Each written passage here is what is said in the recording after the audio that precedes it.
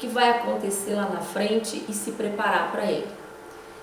Por exemplo, a gente olha aí as estatísticas de qualidade de vida, a gente olha as estatísticas, olha, está aumentando a longevidade das pessoas, a terceira idade está se expandindo. Então, que produtos, que serviço esse grupo vai precisar? Que assistência nós podemos dar para essas pessoas para que elas tenham uma longevidade útil? Então, essa parte da liderança, de conseguir estar lá na frente, de ver esse futuro, é muito importante também. Alinhar competências e esforços, guiar capacitações e aprimoramentos, compartilhar desafios e responsabilidades, já é um aspecto mais interno.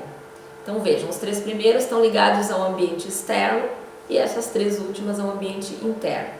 É aquela questão de estar ali trabalhando com a melhoria da equipe, alinhar os esforços, guiar a capacitação, ver o aprimoramento, pegar que potenciais aquelas pessoas têm que a gente pode ajudar a desenvolver, que pontos fracos eles têm que eles podem superar, que instrumentos, enquanto líder, a gente pode viabilizar para que esse grupo progrida, para que esse grupo evolua.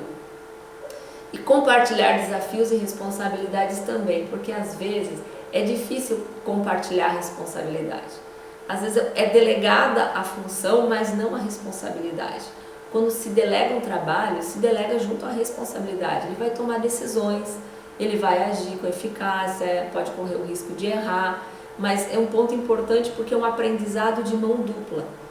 O liderado está aprendendo, assumindo mais responsabilidades, trabalhos de um vulto maior, e o líder está aprendendo a delegar, a deixar e a confiar na sua equipe. Então são algumas capacidades que demandam um certo exercício diário. Categorias de liderança. Existem inúmeras categorias de liderança. A gente vai abordar aqui algumas apenas. Existe a liderança artística, a liderança comunitária, liderança doméstica, liderança empresarial, liderança esportiva. Então aqui, como eu falei na questão das Olimpíadas, né, a gente podia observar como que os técnicos conduziam as suas equipes, né? O técnico lá da seleção de vôlei, o técnico da seleção de natação. Então esse ponto de liderança esportiva, ela é muito mais somática, mas é um tipo de liderança interessante e importante da gente observar. Tem a liderança executiva, que é aquela liderança do gestor, né, do executivo, o CIO, o Chief Executive Operation, que é o gestor da unidade, o gestor da empresa. A liderança familiar, muitas vezes a gente tem pais, mães, alguns deles são os líderes da família. Liderança filosófica, liderança mental somática, né? Aí a gente vê aquela questão do pesquisador, do intelectual, daquelas consciências que ganham o prêmio Nobel pelas suas pesquisas, que são líderes nas suas áreas de atuação. Liderança pedagógica, que envolve a docência. Então existem vários tipos, né, várias categorias de liderança. E é interessante a gente observar, olhe, abra um jornal, observe na TV os livros, a história das pessoas, dos líderes em cada uma dessas categorias, para vocês também terem noção aí de trafores e trafales. Alguns trafores dos líderes. Então, no líder, até que foi colocado aqui como primeiro, a autoconfiança. Acho que esse é um trafor básico. Se a pessoa não confia nela, em si mesma, como que o grupo vai confiar? Como que ela vai pedir a confiança do grupo? Então esse é um trafor bastante fundamental na liderança. Coragem. Seguir em frente apesar do medo. Então, se a gente está epicentrando algum trabalho e surgem alguns obstáculos, surgem contrafluxos, tem horas assim que dão medo, não vai dar, a gente não vai conseguir, dá aquele medo. Essa é a hora de lançar mão da coragem. Ter coragem de seguir em frente. Não desistir no meio do caminho. Integridade. Conduta reta, honesta, incorruptível. Isso forma uma liderança com credibilidade. Então, vocês veem, esses itens dos trafores, eles estão relacionados lá com as habilidades, com aquelas aptidões que nós falamos antes. Flexibilidade, a capacidade de mudar de bloco, de mover-se facilmente. Às vezes a gente vê negócios que foram à falência porque a pessoa que estava na liderança não percebeu, não foi rápido o suficiente, não conseguiu ser flexível. Outro dia eu estava passando na frente de uma locadora.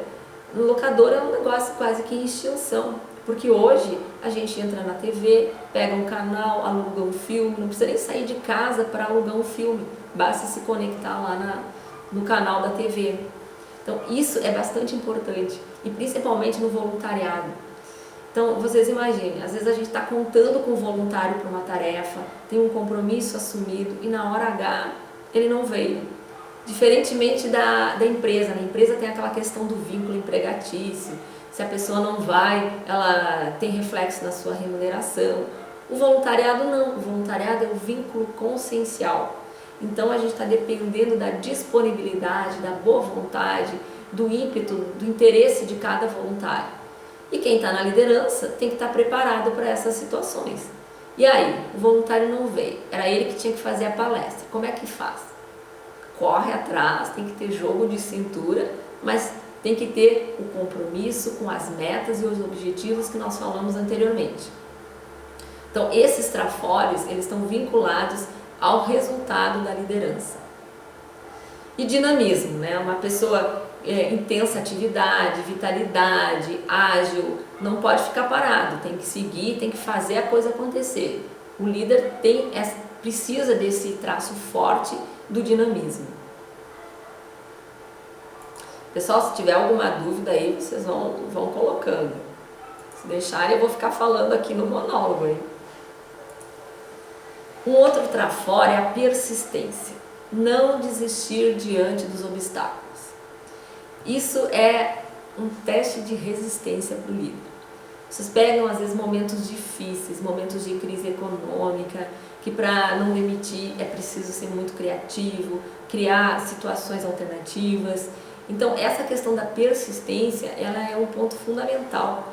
Até porque a gente falou, né? Quanto maior o trabalho, maior vão ser as adversidades, maiores os desafios, isso é natural. Quanto mais complexo aquilo que nós vamos desenvolver, naturalmente as adversidades tendem a uma grande possibilidade de que ocorram mais adversidades. E a persistência. Isso nos lembra aquela técnica, né, das 50 vezes mais. Não conseguiu na primeira? Recua, replaneja, pensa, vai de novo, não desiste. Ligou lá, como a gente fez agora, ligamos lá os instrumentos, a câmera não deu falha, calma, volta, faz de novo, não desiste. Criatividade. Então esse aspecto é aquele de produzir ideias novas, descobertas, invenções novas e originais. A gente precisa estar sempre criando alguma coisa nova para levar o grupo para a evolução. E a força presencial é o que nós falamos anteriormente, é o magnetismo pessoal, o carisma. E é interessante que o verbete fala que, inclusive, a força presencial ele é um mega trafora do líder. Então, desenvolver e trabalhar o nosso energossoma, ele tem um reflexo direto na força presencial. Quanto mais EVs, quanto mais técnicas, quanto mais a gente aprender a lidar com as nossas energias, mais influência positiva isso vai ter na força presencial. Discernimento. Discernimento é a joia rara, né? Aquela questão de ter o juízo certo da situação, avaliar bem, ponderar, ter prudência. Isso envolve muito autocontrole também, saber tomar as decisões. Então, essa característica de ter o discernimento na hora de falar, na hora de fazer, é fundamental para o exercício de uma boa liderança.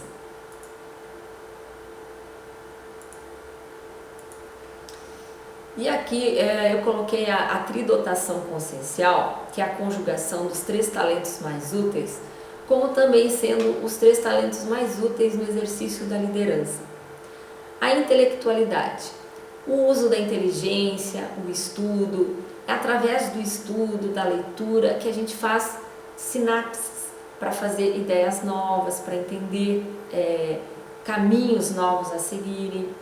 Então a parte da intelectualidade, ela está ligada muito assim ao autodidatismo, não esperar que a informação chegue, a gente sair em busca. O líder tem que ser autodidata, tem que as viagens, a cultura em geral, tudo isso estimula o desenvolvimento da intelectualidade, trazendo consequências positivas na liderança. O parapsiquismo é aquela questão da gente perceber as energias, né? Ou parapercepções, é aquela questão que vai além dos 5 sentidos. E eu diria até que o parapsiquismo é um diferencial na liderança. Poucas pessoas têm esse conhecimento, né? Esse trabalho de conhecer as energias. Então vejamos, às vezes se chega numa reunião e se percebe que o ambiente está tenso. Quem conhece a energia já sabe, opa, pode ter um assédio, pode ter um participante da reunião que está ali com raiva, que está tenso, pode ter uma concierge interferindo. Então é muito importante, por quê? Porque daí, sabendo qual é a situação, se sabe o que fazer, ou seja, trabalhar EV, trabalhar as energias, fazer EV, exteriorizar a energia. Isso tem um valor muito importante, porque uma reunião que poderia se desenrolar de uma maneira conturbada, pesada, ela pode ser uma reunião harmoniosa, com essa questão do trabalho energético. E a comunicabilidade, que é a interação com os outros, tanto faz interação escrita, verbal, energética, parapsíquica. O líder precisa ter essa característica da comunicabilidade bem desenvolvida. A comunicação é ponto fundamental aí da liderança. Ok? Nós temos também um aspecto que é a liderança situacional.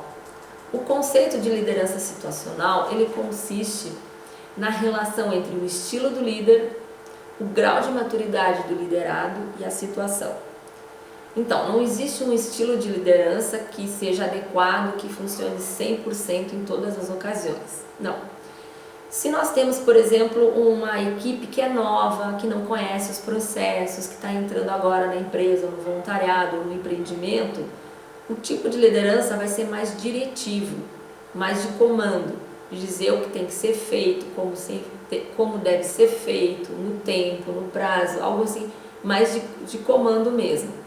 À medida que os liderados vão amadurecendo, vão conhecendo seu trabalho, que eles vão evoluindo, a liderança pode ser mais de delegação, mais de apoio, e eles já fazem mais o trabalho sozinho. Ok?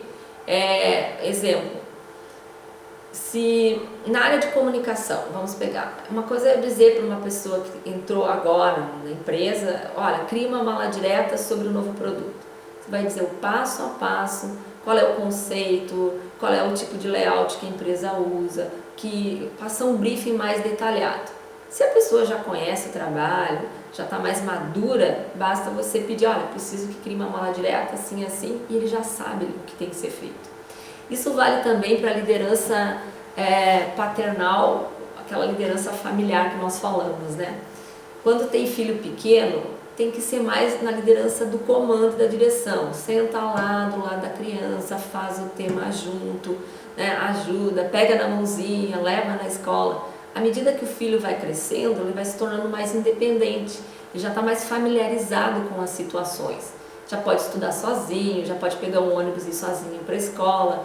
Então esse aspecto da liderança situacional é muito importante, porque às vezes a gente fica naquela questão de fixar, se tenho que delegar tudo, mas às vezes o grupo não está maduro para uma delegação maior. Então aí entra de novo o discernimento, o bom senso, a comunicabilidade, certo? E tem também os trafares do líder, os pontos fracos ou oportunidades de melhoria da sua personalidade. Eu trouxe aqui uma matéria publicada no portal Infomoney, de maio de 2012 agora, onde diz ali: desequilíbrio, arrogância, saiba como lidar com os piores defeitos dos líderes. Então, recentemente foi feita uma pesquisa pela Robert Half onde foi identificado os piores defeitos dos líderes. Na ocasião, foi destaque o desequilíbrio emocional e a arrogância, sendo que 26,1% das respostas estavam em desequilíbrio emocional e 18,9% estavam na parte de arrogância. Isso é muito interessante, que eu estava lendo outro dia aqui nesse livro, não sei se vocês estão vendo, Inteligência Emocional. Ele diz o seguinte, que no mundo empresarial, o QI, que é o coeficiente de inteligência, ele consegue um bom emprego. Então, alto QI consegue um bom emprego. Porém, é o QE, coeficiente emocional, que garante as promoções. Isso está bem alinhado com esse tema aí da pesquisa.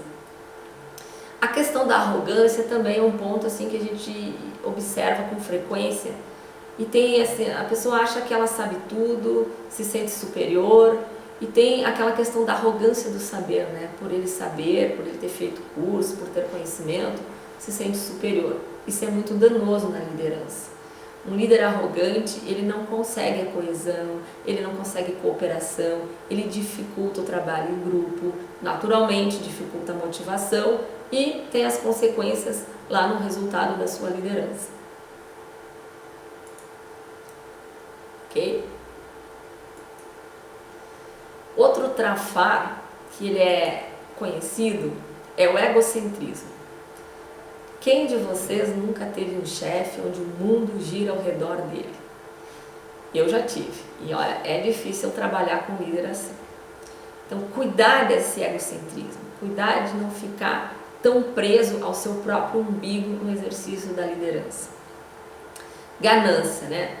Avidez por ganhos lícitos ou ilícitos. Às vezes você tem um líder lá que ele vai galgando outras posições, onde envolve uma remuneração maior benefícios ou contatos com outras esferas mais elevadas, e essa ganância vai despertando. A gente olha aí, é só ligar a TV, que estamos repletos de exemplos desse tipo. Então a arrogância é um trafar no exercício da liderança. E centralização, concentrar em si as decisões e ações. Isso é diferente daquele momento em que a gente precisa, às vezes, centralizar para definir, para formatar, para configurar o empreendimento. Isso é uma coisa. Às vezes a gente faz a centralização, depois que está definido, configurado, montada a estratégia, se delega. Mas tem pessoas, tem governantes, tem líderes, que eles são altamente centralizadores. E isso é a decisão, o conhecimento, não compartilha conhecimento. Cada situação que às vezes o funcionário vai fazer tem que pedir a autorização dele, tem que pedir o ok. Então, e normalmente eles estão relacionados, né? Egoísmo tem relação ali com centralização. Então são pontos de atenção no exercício da liderança.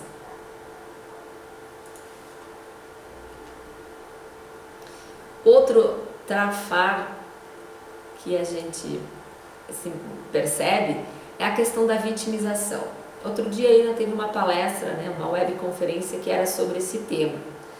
Agora, imaginem como que é um líder que se sente vítima, né? Aquele ato de depreciar-se, de queixar-se, isso é altamente desmotivador.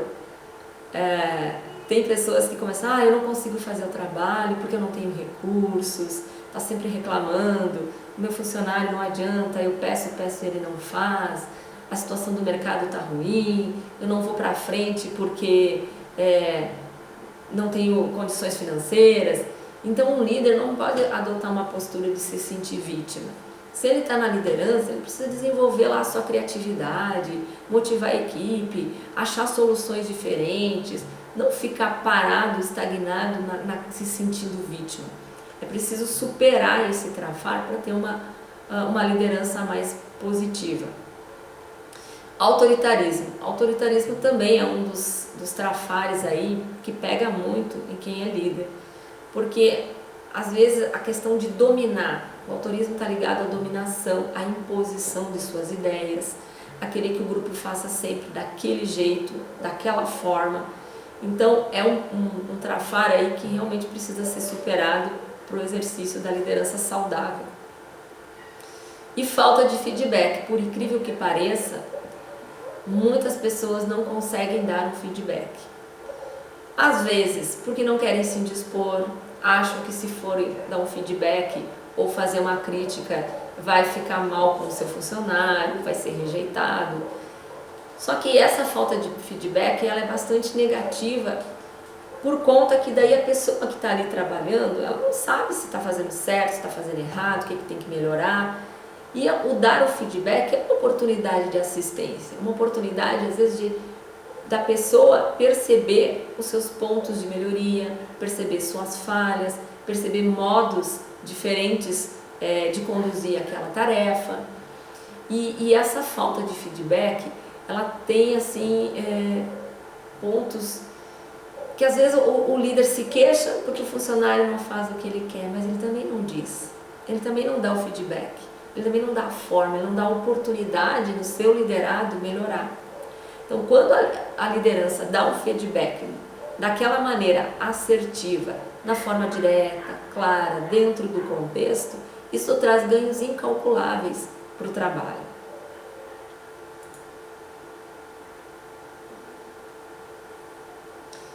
E aqui eu trouxe uma frase que os líderes, eles desenvolvem-se por meio da experiência, quer dizer, da prática, combinadas com avaliações e autocorreção ao longo do caminho. Essa frase é do Ram Shram. Ele tem esse livro aqui que é o Líder Criador de Líderes. Então ele fala muito sobre esse aspecto que está relacionado à teática, teoria e prática, a técnica das 50 vezes mais, que é a autocorreção. O líder é centralizador, vai lá, tenta descentralizar, não consegue, recua, tenta novamente, não consegue, volta, tenta novamente. Então, o exercício da liderança é uma questão prática, no dia a dia. Então, uma frase do livro que me chamou a atenção, ele diz assim: o que faz um bom chefe mentor? Ele identifica os líderes e os ajuda a crescer como missão central do seu trabalho, talvez até mesmo da sua vida. Continuamente busca maneiras de ajudar o líder a crescer. Então, quem está na liderança tem também a responsabilidade de formar novos líderes, de formar a sua equipe, e assim ele também vai conseguir descentralizar. Isso vale no voluntariado, por exemplo. A cada 2 anos a gente muda a gestão aqui do MAIC, já começar a preparar o seu sucessor. E essa preparação é prática, gente. É como eu digo, é como aprender a dirigir. Vai lá na autoescola, tem a aula teórica, tira 10 nas provas, mas na hora que você pega o carro e sai na rua, ali é a prática. Aí você tem que olhar para o retrovisor, tem que olhar para a mudança, para cá, para lá, leva um tempo para aprender isso. E a questão da liderança também. Vocês viram, né? A gente falou de inúmeros trafares, inúmeros trafores. Então, ao exercer a liderança, flexibilidade, saber dar feedback, ter credibilidade, motivação, unir, intercooperação, isso tudo demanda um certo tempo e é prática, treino, treino, treino, prática, prática e prática. Não tem outro jeito. Não se aprende liderança só em sala de aula, só lendo os livros, tem que exercitar. E essa é uma grande oportunidade, porque se a gente elabora uma ProEx com o intuito de acelerar a evolução, o exercício da liderança é um ponto muito importante para isso, para acelerar a evolução, para melhorar os seus traços. E no verbete tem a frase do professor Valdo ali, onde ele diz: toda a consciência, com sim ou com ciex, responde irrecusavelmente pela liderança, inevitável, exercida por si própria no reduto do universo grupocármico, específico no qual evolui. Ou seja, não dá para fugir da liderança. Ou agora, ou mais tarde, ou em uma categoria, ou em outra. É importante a gente ter consciência da liderança que se exerce e se preparar para exercer isso numa próxima existência, numa próxima série X. Então, quanto melhor nós exercitarmos nossa liderança nesta existência, mais gabarito nós teremos para desenvolver trabalhos mais complexos na próxima existência. Ok?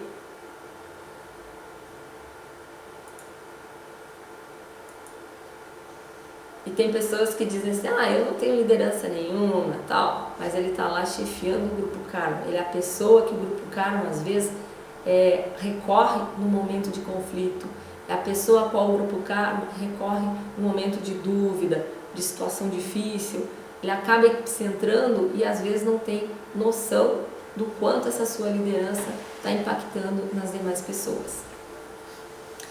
E quem tiver mais interesse aí para trabalhar com outros verbetes relacionados ao tema, aqui nós apresentamos 4 nomes de verbetes que estão lá na enciclopédia e que têm relação com liderança.